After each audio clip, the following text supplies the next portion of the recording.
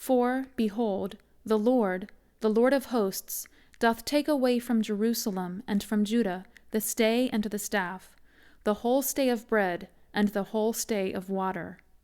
The mighty man and the man of war, the judge and the prophet and the prudent and the ancient, the captain of 50, and the honorable man, and the counselor, and the cunning artificer, and the eloquent orator.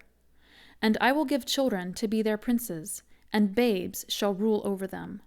And the people shall be oppressed, every one by another, and every one by his neighbor.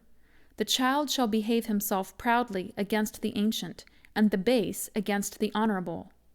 When a man shall take hold of his brother of the house of his father, saying, Thou hast clothing, be thou our ruler, and let this ruin be under thy hand.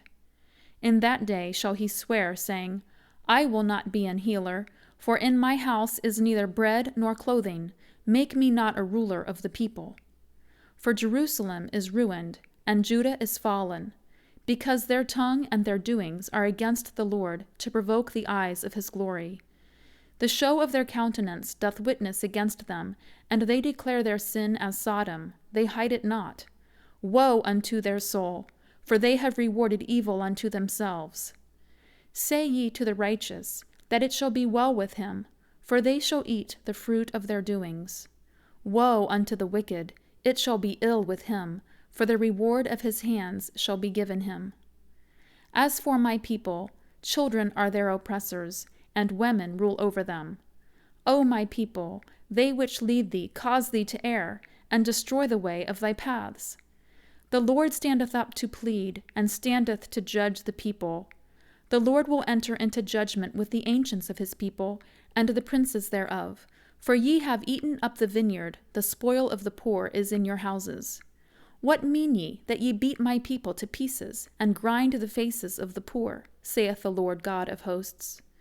Moreover the Lord saith, Because the daughters of Zion are haughty, and walk with stretched forth necks and wanton eyes, walking and mincing as they go, and making a tinkling with their feet, therefore the Lord will smite with a scab the crown of the head of the daughters of Zion, and the Lord will discover their secret parts. In that day the Lord will take away the bravery of their tinkling ornaments about their feet, and their cauls, and their round tires like the moon, the chains and the bracelets and the mufflers, the bonnets and the ornaments of the legs, and the headbands, and the tablets and the earrings, the rings and nose jewels, the changeable suits of apparel, and the mantles, and the wimples, and the crisping pins, the glasses, and the fine linen, and the hoods, and the veils.